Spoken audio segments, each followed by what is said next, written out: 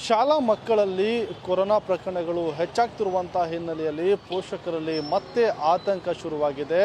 ಅಂದರೆ ಮಕ್ಕಳು ಶಾಲೆಗೆ ಹೋಗುವಂತಹ ಬದಲಾಗಿ ಮತ್ತೆ ಆನ್ಲೈನ್ನಲ್ಲೇ ಕಲಿಯುವಂತಹ ದಿನಗಳು ಬರುತ್ತಾ ಅನ್ನುವಂಥ ಆತಂಕ ಕೂಡ ಸದ್ಯಕ್ಕೆ ಎದುರಾಗಿರುವಂಥದ್ದು. ಅದ್ರ ಜೊತೆಗೆ ಶಿಕ್ಷಣ ಸಚಿವರು ಕೂಡ ಏನು ಶಾಲೆ ಬಂದ್ ಮಾಡೋದಕ್ಕೂ ಸಿದ್ಧ ಅನ್ನುವಂಥ ಮಾತನ್ನು ಏನು ಹೇಳಿದ್ರು, ಇದು ಮತ್ತಷ್ಟು ಪೋಷಕರನ್ನ ಆತಂಕಕ್ಕೆ ದೊಡ್ಡಿದೆ. ಆ ಒಂದು ಹಿನ್ನೆಲೆಯಲ್ಲಿ ನಾವು ಗಮನಿಸ್ಬೋದು, ಸಾಕಷ್ಟು ಖಾಸಗಿ ಶಾಲೆಗಳಲ್ಲಿ ಈ ಒಂದು ಕೊರೋನಾಗೆ ಸಂಬಂಧಪಟ್ಟಂತೆ ಏನೇನೆಲ್ಲ ಮುನ್ನೆಚ್ಚರಿಕಾ ಕ್ರಮವನ್ನು ತೆಗೆದುಕೊಳ್ಬೇಕು ಅದೆಲ್ಲವನ್ನು ಕೂಡ ಸದ್ಯಕ್ಕೆ ತೆಗೆದುಕೊಳ್ಳಲಾಗ್ತಾ ಇರುವಂಥದ್ದು.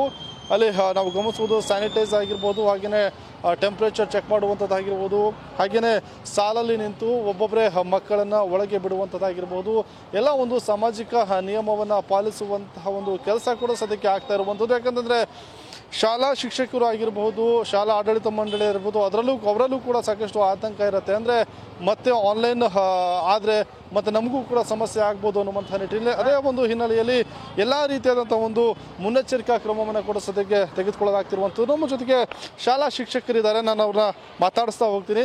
ಸರ್, ಈಗ ಪ್ರಿಕಾಷನ್ಸ್ ತಗೊಳ್ಳೋದು ಶಾಲೆಗಳಲ್ಲಿ ಎಷ್ಟು ಮುಖ್ಯ ಅಂತ ಅನ್ಸುತ್ತೆ ಸರ್? ಯಾಕಂದರೆ ಕೆಲವರು ಟೀಚರ್ಗಳು ಕೂಡ ಸಾಕಷ್ಟು ಜನರು ಕೆಲಸವನ್ನು ಕೂಡ ಕೊರೋನಾ ಲಾಕ್ಡೌನ್ ಟೈಮಲ್ಲಿ ಕಲ್ತ್ಕೊಂಡ್ರು. ಈಗ ಸದ್ಯಕ್ಕೆ ಎಷ್ಟು ಪ್ರಿಕಾಷನ್ ತಗೊಳ್ಳೋದು ಎಷ್ಟು ಮುಖ್ಯ ಅಂತ ಅನ್ಸುತ್ತೆ? ಈಗ ಇದು ಹೊಸ ವೈರಸ್ ಬಂದಿರೋದ್ರಿಂದ ಏನು ಸರ್, ಇದು ಹೊಸ ವೈರಸ್ಸಿಗೆ ಪ್ರಿಕಾಷನರಿ ತುಂಬ ಇಂಪಾರ್ಟೆಂಟು.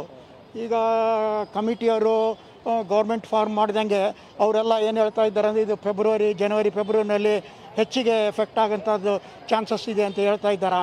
ಅದ್ರಗೋಸ್ಕರ ಶಾಲೆಗಳಲ್ಲೆಲ್ಲ ನಾವು ನಮ್ಮ ಶಾಲೆಯಲ್ಲಿ ಮ್ಯಾಕ್ಸಿಮಮ್ ಏನು ನಮ್ಮ ಕೈಲಾದ ಶಕ್ತಿ ಇದೆಯೋ ಏನು ಸರ್, ಸ್ಯಾನಿಟೈಸರಿಂಗು, ಆಮೇಲೆ ಥರ್ಮಲ್ ಸ್ಕ್ರೀನಿಂಗು, ಕ್ಲಾಸ್ ರೂಮ್ ಎಲ್ಲ ಸ್ಯಾನಿಟೈಸು ಎವ್ರಿ ಡೇ, ಏನು ಸರ್ ಎಲ್ಲ ಕ್ಲಾಸ್ ರೂಮ್ ಸೋಷಲ್ ಡಿಸ್ಟೆನ್ಸು, ಆಮೇಲೆ ಮೇಲೆ ಮಕ್ಕಳಿಗೆಲ್ಲ ಡಿಸ್ಟೆನ್ಸು, ಕ್ಲಾಸ್ ರೂಮ್ ಎಲ್ಲ ನಮ್ಮದೆಲ್ಲ ಸ್ಪೇಷಿಯಸ್ ಆಗಿದೆ ಮೇಲೆಲ್ಲ. ಬರುವಂಥ ಪೋಷಕರು ಏನು ಹೇಳ್ತಾರೆ ಅಂತ ಹೇಳಿ, ಬರುವಂಥ ಪೋಷಕರು ಅವರಲ್ಲೂ ಏನು ಹೇಳಬೇಕಂತ ಅವ್ರಿಗೂ ಗೊತ್ತಾಗ್ತಾ ಇಲ್ಲ. ಇದು ವಿಷಯ ಯಾರಿಗೂ ಗೊತ್ತಾಗ್ತಾ ಇಲ್ಲ, ಇದು ಮುಂದೆ ಏನಾಗುತ್ತೆ ಏನಿಲ್ಲ ಈ ವಿಷಯದ ಬಗ್ಗೆ. ಏನು ಸರ್, ಕೆಲವೊಬ್ಬರು ಹಾಗೂ ಹೇಳ್ತಾರೆ, ಕೆಲವೊಬ್ಬರು ಹೀಗೂ ಹೇಳ್ತಾರೆ.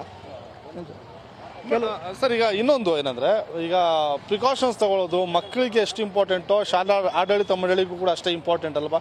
ಯಾಕಂತಂದರೆ ಎರಡು ಲಾಕ್ಡೌನ್ ಆದಂಥ ಸಂದರ್ಭದಲ್ಲಿ ಎಷ್ಟೋ ಟೀಚರ್ಗಳು ಕೂಡ ಕೆಲಸವನ್ನು ಕಲ್ತ್ಕೊಂಡಿದ್ದಾರೆ.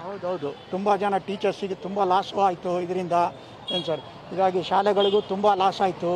ಏನು ಸರ್, ಹಿಂಗಾಗಿ ಈಗ ಲಾಕ್ಡೌನ್ ಆಗಿಬಿಟ್ರೆ ಮತ್ತೆ ತುಂಬ ಪರಿಸ್ಥಿತಿ ಇದಾಗ್ಬಿಡ್ತದೆ, ತುಂಬ ಏನು ಸರ್ ಇದಾಗಿ. ನಮ್ಮ ಜೊತೆಗೆ ಪೋಷಕರು ಇದ್ದಾರೆ, ಅವನು ಕೂಡ ಮಾತಾಡ್ತೀನಿ. ಮೇಡಮ್, ಈಗ ಮಕ್ಕಳನ್ನ ಸ್ಕೂಲಿಗೆ ಬಿಡುವಂಥ ಸಂದರ್ಭದಲ್ಲಿ ಎಷ್ಟು ಭಯ ಆಗುತ್ತೆ ಅಂತ ಹೇಳಿ?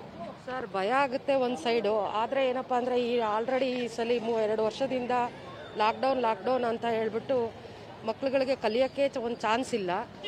ಆದ್ದರಿಂದ ನಾವೇನು ಮಾಡಬೇಕಪ್ಪ ಅಂದರೆ ಪ್ರಿಕಾಷನ್ ಏನಪ್ಪ ಅಂದರೆ ಪೇರೆಂಟ್ಸ್ಗಳು 2 ಡೋಸ್ ಇಂಜೆಕ್ಷನ್ ಆಗಿರಬೇಕು.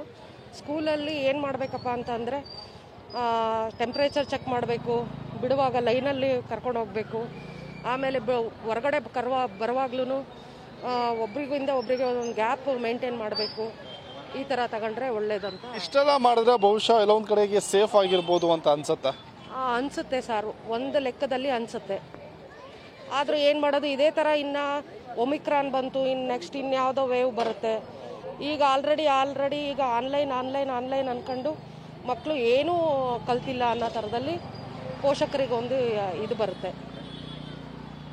ಸೊ ಇದಿಷ್ಟು ಕೂಡ ಅಂದರೆ ಪೋಷಕರು ಹಾಗೇನೆ ಶಾಲಾ ಶಿಕ್ಷಕರು ಹೇಳ್ತಾ ಇರುವಂಥ ಮಾತು. ಅಂದರೆ ಪ್ರಿಕಾಷನನ್ನು ತೆಗೆದುಕೊಳ್ಳುವಂಥದ್ದು ಶಾಲೆಗಳಲ್ಲಿ ಅಷ್ಟೇ ಇಂಪಾರ್ಟೆಂಟ್ ಆಗುತ್ತೆ. ಅದ್ರ ಜೊತೆಗೆ ಆನ್ಲೈನ್ ಕ್ಲಾಸಿಂದಾಗಿ ಮಕ್ಕಳ ಬೆಳವಣಿಗೆ ಕೂಡ ಕಷ್ಟ ಆಗುತ್ತೆ. ಅವರು ಶಾಲೆಗೆ ಬರಬೇಕು, ಇಲ್ಲಿ ಓದಿನ ಮಾತು ಅವರಿಗೆ ಒಂದಿಷ್ಟು ಒಳ್ಳೇದಾಗತ್ತೆ ಅನ್ನುವಂಥ ಒಂದು ಅಭಿಪ್ರಾಯವನ್ನು ಕೂಡ ಪೋಷಕರು ವ್ಯಕ್ತಪಡಿಸ್ತಾ ಇರುವಂಥದ್ದು. ಕ್ಯಾಮರಾ ಪರ್ಸನ್ ಶೇಖರ್ ಜೊತೆ ರಾಜಪ್ಪ ಜಿನಾಯಕ್, TV9 ಬೆಂಗಳೂರು.